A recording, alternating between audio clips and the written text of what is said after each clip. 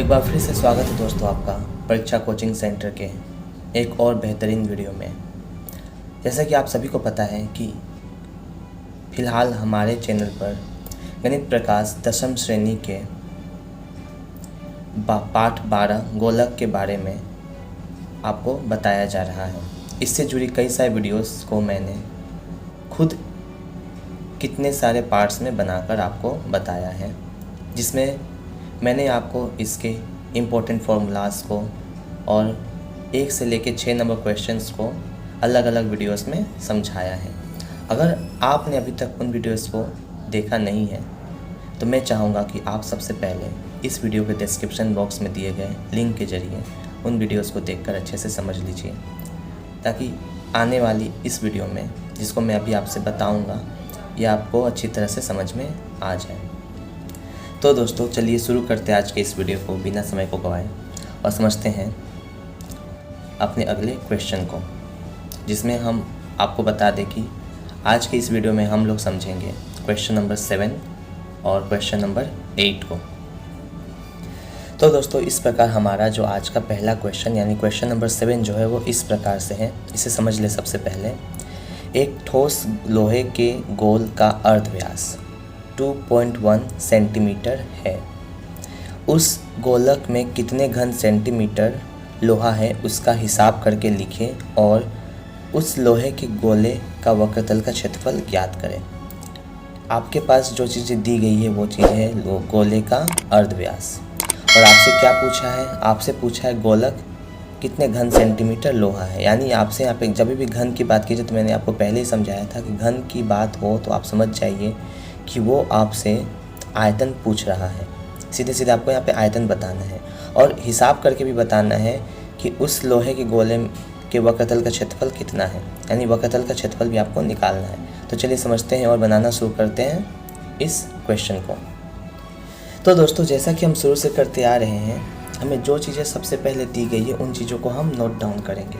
हमें दिया गया है ठोस लोहे के गोले का अर्धव्यास, तो हम लिख लेंगे ठोस लोहे के गोले के अर्धव्यास को हम लिख लेंगे सबसे पहले।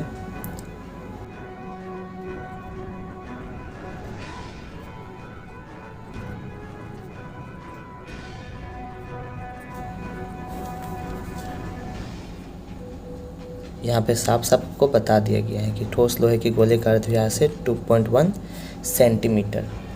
अब आपको क्या करना है? अब आपको पता करना है कि उस लोहे के गोलक में कितना घन सेंटीमीटर लोहा लगा है, जिसके लिए आपको आयतन निकालना होगा। तो हम यहाँ पे लिखेंगे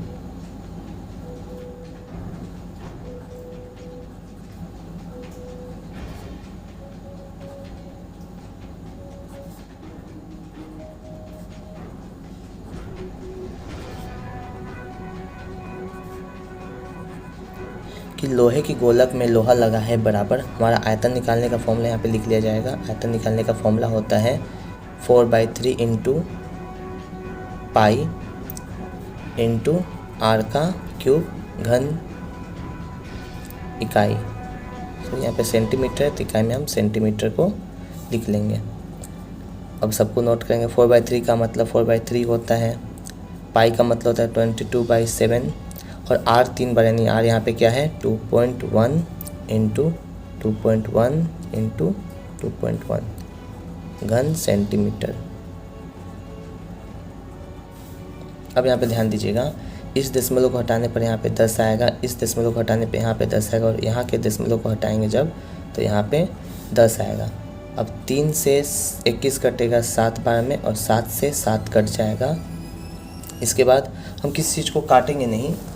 अब यहाँ देख लेते क्या क्या चीज़ें बची है। ऊपर में बचा है 4 इंटू 22 इंटू 21 इंटू 21 और नीचे बचा है 10 इंटू 10 इंटू 10।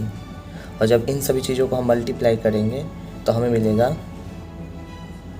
38808 और नीचे में 3 जीरो है तो 10 3 जीरो हो जाएगा। जब दशमलव जीरो को हटाएंगे तो हमारा क्या हो जाएगा? ऊपर में जब जीरो को हटाएंगे तो 3 जीरो है तो 3 अंक के पहले दशमलव लग जाएगा, यानी 38.808 घन सेंटीमीटर। ये हमारा पहला उत्तर हुआ। यह भी पूरा नहीं है। अब हम लोग आगे बात करेंगे अगले क्वेश्चन की तरफ, मतलब इसके अगले इसी में पूछे गए अगले क्वेश्चन को हम लोग समझेंगे।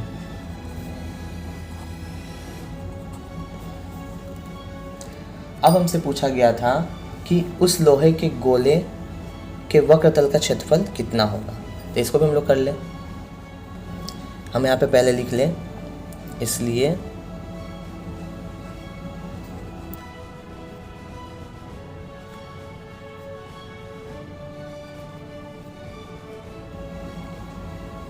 लोहे के गोले का वक्रतल का क्षेत्रफल बराबर, फॉर्मूला यहाँ पे लिख लिया जाए।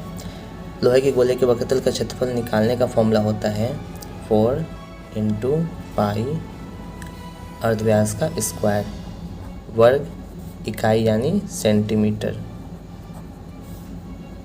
4 का अर्थ 4 होता है, पाई का मतलब होता है 22/7 और r का मतलब होता है, यहाँ पर r का मतलब दिया है 2.1 और गुने 2 बार लिख देंगे क्योंकि स्क्वायर है।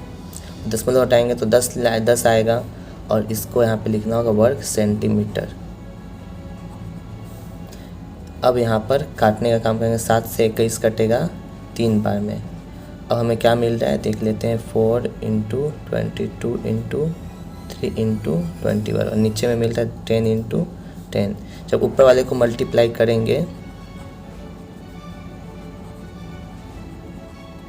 तो हमें मिलेगा 4 4 5 5 और नीचे में हो जाएगा 100।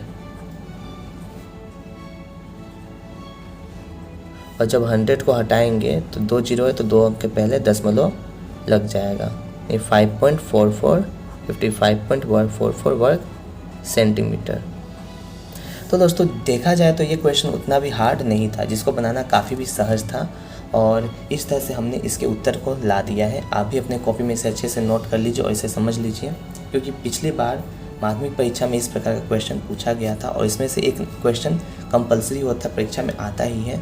तो आप इसे ज़रूर से ज़रूर समझ लीजिए। चलते हैं अपने नेक्स्ट क्वेश्चन की तरफ, उसको भी समझ लेते हैं। तो दोस्तों हमारा अगला क्वेश्चन 8 नंबर क्वेश्चन है। एक ठोस सीसा के गोलक का व्यास, ध्यान दीजिएगा व्यास 14 सेंटीमीटर है। इस गोलक को गलाकर 3.5 सेंटीमीटर अर्धव्यास के कितने ठोस गोलक तैयार किए जा सकते हैं, ज्ञात करें। मतलब कि एक बड़ा सा गोलक है जिसका 14 सेंटीमीटर का व्यास है और इससे छोटे छोटे कई सारे गोलक बनाए गए जिसका व्यास अर्धव्यास दिया गया 3.5 सेंटीमीटर। तो आपको बताना है कि बड़े गोलक को पिघलाकर कितने छोटे छोटे गोलक बनाए जा सकते हैं। क्वेश्चन बड़ा ही आसान है, चलिए इसे समझना शुरू करते हैं। तो दोस्तों चलिए हम लोग समझते हैं क्वेश्चन नंबर 8 को भी।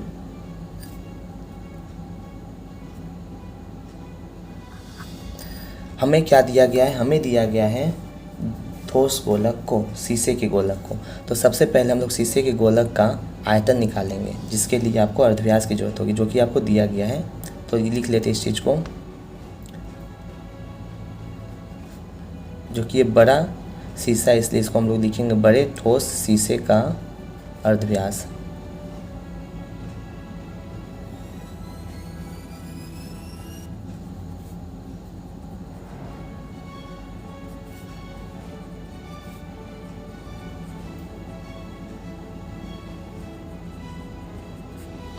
बराबर 14/2 centimetre is equal to 7 centimetre.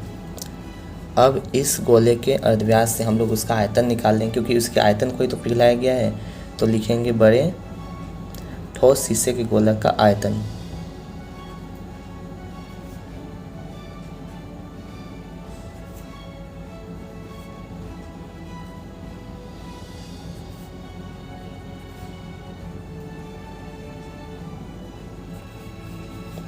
आयतन निकालने का फॉर्मूला होता है 4/3 इंटू पाई r का पावर 3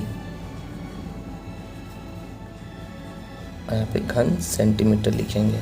तो 4/3 तो ठीक है, मल्टीप्लाई पाई को ऐसे ही छोड़ते हैं क्योंकि अभी भाग देना है। जब कभी देखिएगा आयतन आयतन से भाग जाता है तो ऐसे पाई का मान छोड़ दिया जाता है। और r का मान दिया हुआ है 7, तो 7 का होल क्यूब लिखकर घन सेंटीमीटर यहाँ पे रख देंगे। अब हम लोग निकालेंगे छोटे छोटे गोलकों का अर्धव्यास और उनका आयतन।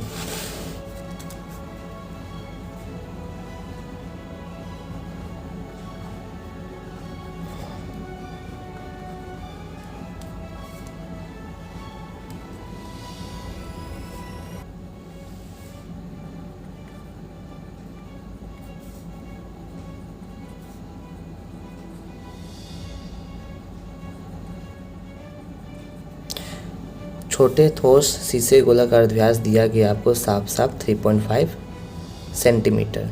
इसको हमने लिख लिया। अब छोटे ठोस शीशे गोलक का हम लोग अर्धव्यास अगर आयतन निकाले तो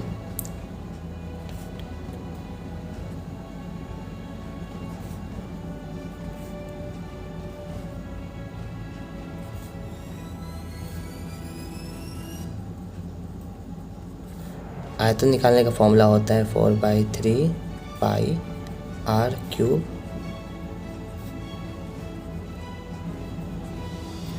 यानी हमें मिलेगा 4/3 पाई आर क्यूब की जगह लिख देंगे 3.5 का होल क्यूब घन सेंटीमीटर।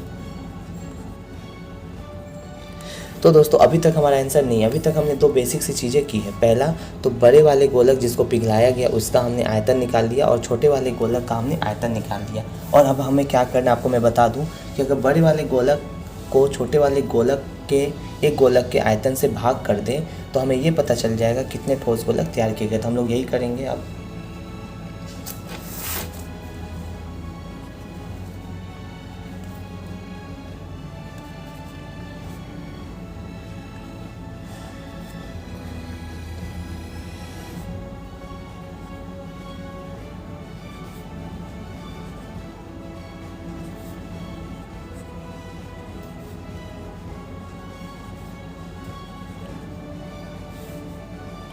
कुल छोटे ठोस गोलक तैयार किए गए हैं बराबर। सबसे पहले हम लोग बड़े गोलक को लिख लें। बड़े गोलक का आयतन जो था वो था 4/3 इंटू पाई इंटू 7 का क्यूब यानी 7 × 7 × 7। और छोटे वाले गोलक का आयतन निकला था 4/3 into pi into 3.5 multiply 3.5 multiply 3.5। इससे ये कट गया, इससे ये कट गया और हमारे पास अब नेक्स्ट बचा। यहाँ पे ध्यान दीजिएगा, दशमलव हटा के 10 लिखेंगे, दशमलव हटा के 10 लिखें और इस 7 से इस 35 को काटे 5 बार में। तो अब ये 10 ऊपर की तरफ नहीं, यहीं से काट देते हैं। एक बार में 5, 2 बार में 10, 5, 10, 5 और 10। और ये दशमलव के मतलब ये बटा के नीचे एक और बटा है, तो ये जो बटा के नीचे वाला है ये ऊपर चला जाता है, यानी कि हो जाएगा आपका 2 × 2 × 2/1 इज इक्वल टू 2 × 2 4, 4 × 2 8 आंसर। यानी कुल कितने छोटे ठोस गोलक तैयार किए जा सकते हैं, तो हमारा आंसर होगा 8। इस प्रकार से हमारा ये उत्तर कंप्लीट होता है। तो दोस्तों आज के इस वीडियो में हम लोगों ने क्वेश्चन नंबर 7 और क्वेश्चन नंबर 8 को अच्छे तरीके से समझ लिया। और अगर आपको ये क्वेश्चन अच्छे से समझ में आ गया है तो जिस प्रकार का आपका जो डाउट था अगर क्लियर हो गया है तो आप हमारा वीडियो अपने दोस्तों के साथ भी शेयर करके उन्हें ये सूचना दे दें। और ज़्यादा से ज़्यादा हो सके तो हमारे वीडियो को शेयर करें और हमारा सपोर्ट जरूर से जरूर करें, ताकि आपके लिए हम इस प्रकार के वीडियोस और भी अधिक से अधिक प्रयास करें बनाते रहने का। तब तक के लिए मिलते हैं आपसे अपने नेक्स्ट वीडियो में। जय हिंद, जय भारत।